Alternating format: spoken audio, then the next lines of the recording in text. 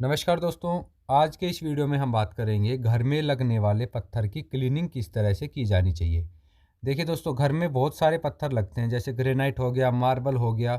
और कुछ दोस्तों पत्थर ऐसे आते हैं जिनका जो सरफेस होता है वो रफ़ होता है, यानी कि उनमें उभार होता है, वो बिल्कुल प्लेन नहीं होते। तो ऐसे में जो रफ़ पत्थर होता है उसके अंदर काम करते वक्त सीमेंट वगैरह, मसाला वगैरह या और भी किसी तरह के डस्ट पार्टिकल वगैरह घुस जाते हैं। तो फाइनल में जब हम दोस्तों सारा काम कर लेते हैं, उसके बाद उसकी क्लीनिंग करनी बहुत ज़रूरी होती है। वरना तो हमारा जो पत्थर का नेचुरल टेक्सचर होता है ना, वो नज़र नहीं आएगा। जगह जगह धब्बे नज़र आएंगे, सीमेंट के धब्बे नज़र आएंगे, मसाला नज़र आएगा। तो इन सब के लिए दोस्तों हम क्या करते हैं, जैसे हमारा पत्थर का काम इंस्टॉलेशन का ख़त्म हो जाता है, उसके बाद हम करते हैं उसकी क्लीनिंग। तो क्लीनिंग कैसे करनी, देखिए, अगर गलत तरीके से क्लीनिंग की जाएगी दोस्तों, तो आपका पत्थर डैमेज भी हो सकता है, या उसके अंदर गलत केमिकल वगैरह का इस्तेमाल करेंगे तो दाग धब्बे लाइफ टाइम के लिए इसके अंदर आ सकते हैं। तो इसके लिए कुछ नहीं करना, देखिए सिंपल आपको मैं तरीका बताने वाला हूँ, आसानी से आपका काम हो जाएगा। जैसे यहाँ पे देखिए दोस्तों, ये है हमारा ग्वालियर स्टोन, इसको बोलते हैं। और इसके ऊपर हमने करा रखा है सैंड ब्लास्टिंग। सैंड ब्लास्टिंग दोस्तों पत्थर को खुरदरा करने के लिए किया जाता है। ये हमने आउटडोर में लगाया, इसलिए इसके टेक्सचर चाहिए था पार्टी को। तो टेक्सचर बनाने के लिए हमने इसमें सैंड ब्लास्टिंग किया है। अब सैंड ब्लास्टिंग करने से दोस्तों इसका जो सरफेस है वो खुरदुरा हो गया है, इसके ऊपर उभार हो गए हैं, गड्ढे गड्ढे हो गए हैं। तो ऐसे में इसके अंदर दोस्तों जब मिस्त्री ने इसको लगाया तो इसमें सीमेंट, मसाला और भी बहुत सारी चीज़ें फंस गई हैं। तो अगर हम इसको ऐसे ही छोड़ देंगे तो ये देखने में गंदा लगेगा, अच्छा नहीं लगेगा दोस्तों। तो अब हम इसकी कर रहे हैं क्लीनिंग। तो क्लीनिंग का देखिए पहला स्टेप क्या होता है। कोई भी पत्थर आप क्लीन करेंगे तो जितने भी जॉइंट्स हैं या जहाँ जहाँ पे मसाला, मोटा मसाला लगा है, उसको आप लोहे की पत्ती से इस तरह से निकाल लेंगे, जैसे यहाँ पे हमारे मिस्त्री लोग निकाल रहे हैं। तो सबसे पहले हमें क्या करना है, जो भी मोटा मोटा मसाला है, सीमेंट है, उसको हम दोस्तों लोहे के पत्ते से आसानी से निकालेंगे। जो जो निकल रहा है उसको पहले हम निकालेंगे, जो मोटा मोटा है।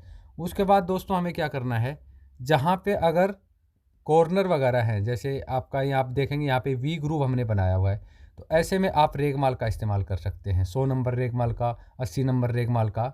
उसके बाद दोस्तों इस तरह से जो हमारा हैंड मशीन आता है पॉलिश वाला, उसका इस्तेमाल करके इसको बिल्कुल हम अच्छी तरीके से साफ़ कर सकते हैं।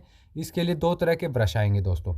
पहला ब्रश वो जो आप देख रहे हैं अपनी स्क्रीन पे, ये है लोहे का ब्रश। इसके अंदर लोहे के दांते होते हैं और आप इस तरह से मशीन चलाएंगे और साथ ही में आपको पानी चलाना है।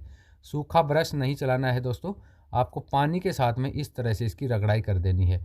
अब लोहे वाला ब्रश दोस्तों क्या करेगा, जितना भी जमा हुआ सीमेंट है, जितना भी जमा हुआ मसाला है, जो भी हार्ड पार्टिकल है ना, सारे के सारे ये जो सीमेंट वाला हमारा जो लोहे वाला ब्रश होता है, ये आसानी से निकाल देगा। उसके बाद दोस्तों दूसरा ब्रश आता है, सेम ऐसे ब्रश आएगा, लेकिन उसके जो दांते होंगे, उसकी जो ब्रश होगी वो होगी प्लास्टिक की। तो प्लास्टिक वाला लोहे वाले का इस्तेमाल करने के बाद जब आपको लगता है कि लोहे वाले ने सारा का सारा निकाल दिया, उसके बाद इस तरह से देखिए प्लास्टिक वाला हमारा ब्रश है, इसका इस्तेमाल करके हम इसको पूरा का पूरा नए की तरह चमका देंगे। तो ऐसे में क्या होगा, देखिए काम करते वक्त भी या जहाँ पे हमने पत्थर को स्टोरेज किया रखा है, वहाँ पे डस्ट भी गिर सकती है, कोई लेबर गुटका भी थूक सकती है, किसी और तरह से, जैसे मिट्टी में हम पानी जब डालते हैं, बरसात वगैरह का सीज़न है, तो मिट्टी भी इस पे छिटक करके दाग धब्बे बन सकते हैं। तो फाइनल लगाने के बाद दोस्तों जैसे आप पत्थर लगाएं, पत्थर लगाने के बाद आपको इस तरह से क्लीनिंग करना बहुत ज़रूरी है। आप क्लीनिंग नहीं करेंगे तो आपके जो पत्थर उसमें दोस्तों दाग धब्बे हमेशा बने रहेंगे, जो कि देखने में अच्छा नहीं लगता है। ये हमारा दोस्तों आउटडोर में हमने लगाया है, यानी घर से बाहर ये पत्थर हमने लगाया हुआ है। तो ऐसे में हम इसको पहले तो अच्छे से क्लीन करेंगे। उसके बाद दोस्तों स्टोन सीलर आता है, आप सर्च करेंगे गूगल वगैरह पे आपको मिल जाएगा। सीलर क्या करता है, पत्थर के ऊपर अगर आप सीलर पिला देते हैं, उस पर सीलर की कोटिंग कर देते हैं, तो बाद में उसमें दोस्तों किसी भी तरह के दाग धब्बे नहीं लगते हैं। उसके ऊपर एक दोस्तों लेयर चढ़ जाता है, बिल्कुल पतला पन्नी की तरह, तो किसी भी तरह के जो दाग धब्बे उसको अब्जॉर्व नहीं कर पाएगा आपका पत्थर। तो जैसे कि ये देखिए दोस्तों, ये हमने कर लिया है क्लीन, अभी क्लीन करा हुआ है, और ये है हमारा बिना क्लीन किया हुआ। आपको साफ साफ नज़र आ जाएगा, दोनों हिस्से आपको समझ में आ जाएंगे। क्लीन करा हुआ कितना अच्छा लग रहा है और जो हमने क्लीन नहीं किया वो कितना गंदा लग रहा है। तो इसलिए हमेशा पत्थर को दोस्तों क्लीन करना बहुत ज़रूरी है। अगर आप टाइमली इसको क्लीन नहीं करेंगे ना, तो ये धब्बे धीरे धीरे इतने अच्छे से इसके अंदर रम जाएंगे कि कभी लाइफ टाइम नहीं निकलेंगे, वो हमेशा परमानेंट इसके अंदर ये दाग बने रह जाएंगे। तो इस तरह से देखिए पूरा का पूरा हमारा ये पत्थर है, और ये ग्वालियर स्टोन है दोस्तों। पत्थर का जो नेचर होता है ना, अलग अलग पत्थर का अलग अलग तरह से होता है। जैसे ग्रेनाइट है, उस पर जो हमारा लिक्विड होता है, लिक्विड का ज़्यादा असर नहीं होता, वो लिक्विड को ज़्यादा अब्जॉर्व नहीं करेगा। लेकिन अगर वहीं इटालियन पत्थर हो गया, इंडियन जो मार्बल है या इस तरह से जैसे ग्वालियर हो गई, ये अलग अलग पत्थर का अलग अलग नेचर होता है जो दोस्तों लिक्विड को अब्जॉर्व करने का।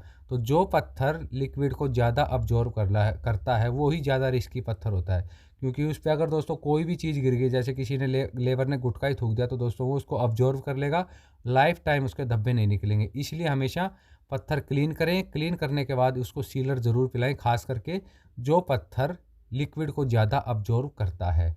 अगर ग्रेनाइट वगैरह है तो दोस्तों उसमें चांसेस कम है, क्योंकि ग्रेनाइट कम अब्जॉर्व करता है।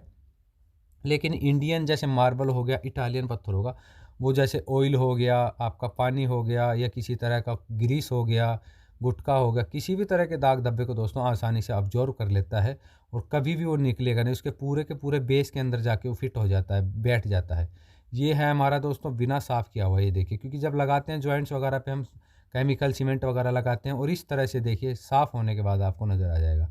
तो अब आप अच्छे से समझ पाएंगे, ये पीस है हमारा बिना साफ़ किया हुआ, जो मैं आपको एक सैंपल दिखा रहा हूँ। और नीचे हमने जो क्लीन कर दिया पत्थर, तो क्लीन करने से देखिए दोस्तों पत्थर कितना अच्छा हो गया, कितना सुंदर हो गया। और अब क्लीन करने के बाद, जैसे ही हम क्लीन करेंगे उसके बाद दोस्तों हम इसके ऊपर सीलर पिला देंगे। तो जैसे ही हम दोस्तों इसमें सीलर की 2 से 3 कोटिंग कर देंगे ना, उसके बाद ये पत्थर हमेशा ऐसे रहने वाला है।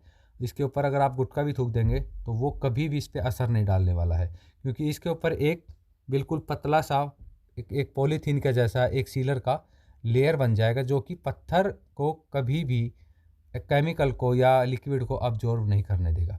जो भी इस पे केमिकल, पानी डले, ग्रीस डले, ऑयल डले, कुछ भी हो दोस्तों, ऊपर की लेयर जो हमारी सीलर की होगी उसको कभी क्रॉस नहीं कर पाएगा, और जो हमारा पत्थर है वो हमेशा सेफ रहेगा।